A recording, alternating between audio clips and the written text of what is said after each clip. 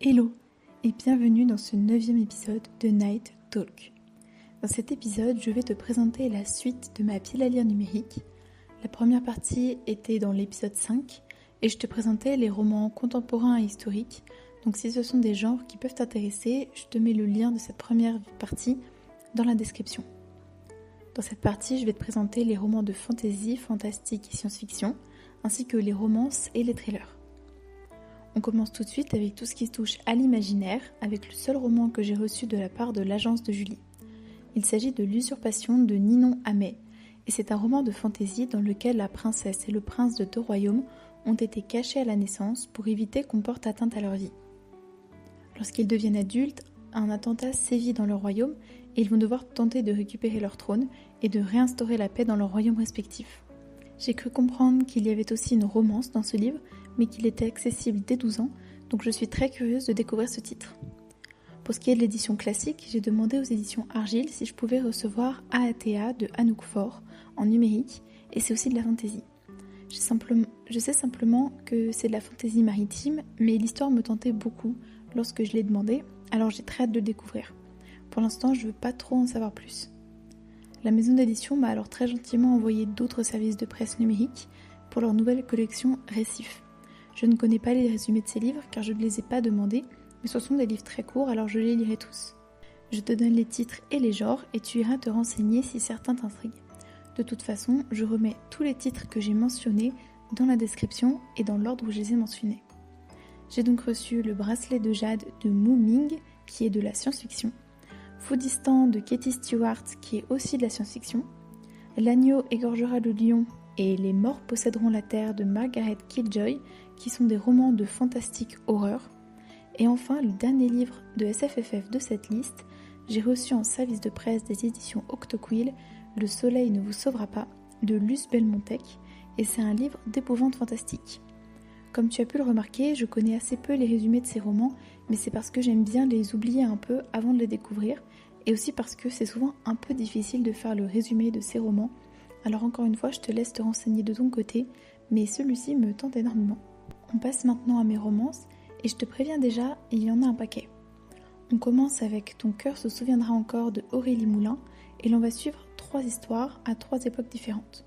Celle de Lisa et James en 1848 aux États-Unis, celle de Kanami et Yuki en 1944 au Japon, et celle de Marina et Guillaume en 2019 en France.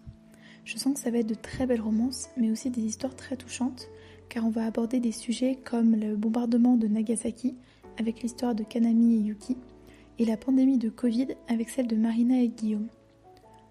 Ensuite, on passe à 2 romances de Noël de Claudine Febvre, avec Je te promets des étoiles à Noël, et son roman compagnon, Je te promets un fiancé à Noël. 2 histoires qui vont se passer à Manhattan, dans la résidence Les Étoiles Filantes. J'ai super hâte de les découvrir et de vous en reparler, car j'adore les romances de Noël.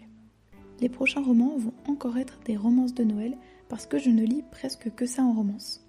On enchaîne donc avec Et si on s'aimait pour Noël de Linda Dahl, qui est une romance entre une mère célibataire qui a des triplés et un militaire en permission. Leur histoire va devoir se construire jusqu'au départ en mission de Nathanaël. Est-ce qu'ils vont se laisser cette chance? J'ai hâte de le découvrir en tout cas. Prochaine romance de Noël dans ma palle, Le village des miracles de Noël de Alex Keane, qui est une romance avec pour décor un petit village savoyard qui participe à un concours pour le plus beau village de Noël. Ça a l'air tellement bien et toujours tellement pas dans la saison.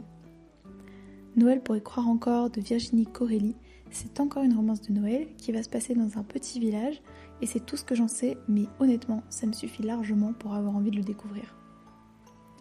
Ensuite, on a aussi Tout ce que je veux pour Noël ou Tout ce que je ne veux pas pour Noël, avec le ne et le pas entre parenthèses, de Alexandra Le Borgne. Là, honnêtement, je suis curieuse, car ça va être une histoire entre une femme et un homme qui a 30 ans de plus qu'elle. Ils vont passer Noël ensemble, mais le fils de cet homme va tout faire pour mettre fin à cette relation. Donc je pense que ça va être une romance avec le fils de ce monsieur, parce que honnêtement, 30 ans de différence, ça fait beaucoup. Alors je suis curieuse de voir comment ça va être traité. Ensuite, j'ai aussi Et si c'était pour Noël de Audrey Vierre, qui va se placer pendant un gala de danse que Clémentine, le personnage principal, va organiser. Elle va en profiter pour oublier sa vie amoureuse désastreuse, ainsi que sa soirée avec un certain Tom, qu'elle estime être une erreur. Elle essaie de tout contrôler dans sa vie, mais Noël est la période des miracles et celle où l'on peut le plus se permettre de lâcher prise. La cerise sur le cupcake de Laure Enza est une comédie romantique de Noël sur fond de pâtisserie qui se passe à New York puisqu'Alizée a décidé de partir sur un coup de tête à New York pour rejoindre son petit ami pour les fêtes. Et son voyage va se révéler plein de surprises. Et enfin, dernière romance de Noël avec En Provence le Père Noël s'habille en costard-cravate de F. Dumas. Dans cette romance, on va suivre Valentine qui se voit obligée de vendre sa boutique au bord de la faillite et qui va se retrouver face à face avec Grégory, son ex, qui a été envoyé comme consultant pour racheter la boutique de Valentine.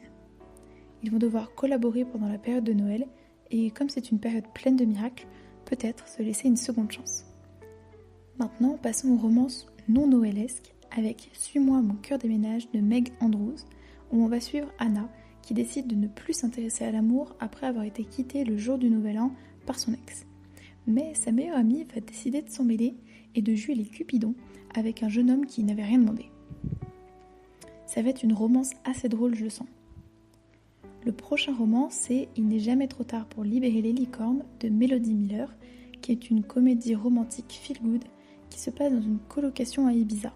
Et c'est le premier tome d'une saga de 5 tomes, donc je m'embarque dans quelque chose de très long. J'ai une seule romance en anglais et je te la présente maintenant. C'est Love Dub Love de Blanche Maze et c'est une romance saphique young adulte inspirée de Réponse apparemment. Ça fait super longtemps que je l'ai dans ma palle, mais il me tente vraiment, c'est juste que je suis pas hyper à l'aise avec l'anglais, donc il faut que je me motive. Je possède aussi Malgré mes cicatrices de R.J. Byrne, qui est une romance sur fond de suspense entre une jeune femme et le frère de sa meilleure amie, qui partent tous les deux à la recherche de celle-ci, car elle semble avoir disparu. Ils vont donc devoir cohabiter et s'entendre le mieux possible pour espérer retrouver Julie, et petit à petit leur relation va évoluer. Livromi est une autrice que j'adore et que j'ai découvert avec sa romance de Noël FF, Noël, Sentiments et Pyjama Licorne, et j'ai encore un roman d'elle dans ma palle. Il s'agit de Vacances, mensonges et muffins, une romance MF qui se passe en été en Bretagne. Donc évidemment j'ai super envie de le découvrir, car la Bretagne est ma région préférée et j'y passe presque toutes mes vacances. C'est une romance fake dating et j'aime trop cette trope, alors c'est vraiment une des romances qui me tente le plus dans ma palle. Et enfin, passons à un roman plutôt feel good je dirais, mais qui se passe aussi à Noël dans la neige, avec Là où les fèves prennent vie de Serena Davis. Dans ce roman, on va suivre 3 femmes qui sont chacune à leur façon dépassées par leur vie, au détriment d'elles-mêmes. Entre Erika, une femme d'affaires, Ninon, une mère de famille, et Sophie qui tente désespérément de tomber enceinte. Elles vont se retrouver liées par un vendeur de voyage qui va les envoyer dans le nord-ouest canadien. Pendant ce voyage, elles vont se lier d'amitié et se permettre d'enfin se redécouvrir. C'est typiquement le genre de livre que j'aime et que j'ai envie de découvrir rapidement. Je l'ai placé en romance car j'ai entendu dire qu'il y avait une romance en toile de fond, et même si c'est pas le cœur de l'intrigue, je l'ai quand même mis ici parce que c'est un roman de Noël et que j'ai pas pu le placer dans le premier épisode de cette pile à lire, donc je le mentionne ici. Passons maintenant au dernier genre de cette pile à lire et qui va aller plus vite, c'est le thriller. On commence avec L'empreinte de nos actes de Pauline et Yo. Dans cette histoire, on va suivre Rose qui est architecte d'intérieur et qui va se rendre dans un manoir en Bretagne pour son travail avec d'autres architectes engagés avec elle. Mais avant de partir, elle va recevoir une lettre anonyme qui lui dit que la personne qui a renversé sa sœur en voiture quelques années plus tôt va être présente sur place avec elle. Elle ne sait pas si elle doit croire cette lettre, mais ce qui est sûr, c'est que chaque personne qu'elle va rencontrer au manoir a quelque chose à cacher. Il me tente énormément, c'est ma prochaine lecture numérique, ça c'est sûr. Le prochain roman, c'est Tais-toi fillette de Morgane Pineau, qui est un recueil de 2 enquêtes où l'on va suivre Helga Donovan. Comme ce sont 2 histoires distinctes dans un seul livre, je ne vais pas t'en dire plus, mais en tout cas, je suis toujours intriguée de découvrir de nouveaux thrillers. J'ai aussi Vox de l'Harem Débat, qui est la suite de Dépendance que j'ai lu il y a quelques mois. C'était un thriller où l'on suivait 2 écrivains que l'on soupçonne d'être les auteurs d'un meurtre. Mais sont-ils vraiment coupables ? Est-ce lui, elle, les deux, ou bien encore aucun des deux ? C'était un thriller assez chouette, donc j'ai hâte de lire ce 2e tome. Et enfin, dernier livre de cette longue pile à lire, avec Sous l'œil du chat de Océane Kervran. Dans ce roman, on va suivre Cléo qui cherche à retrouver sa grand-mère qui faisait partie d'un réseau de résistance pendant la Seconde Guerre mondiale et qui a disparu. Cléo va alors s'installer dans l'ancienne maison de sa grand-mère et faire la rencontre de Pompon, un chat un peu bizarre qui va l'aider à trouver des indices sur sa famille et sur son passé. Mais petit à petit, elle va aussi découvrir des secrets qui n'auraient jamais dû être découverts. J'ai extrêmement hâte de découvrir celui-ci entre l'enquête, le côté historique et ce chat bizarre, je pense que je vais adorer.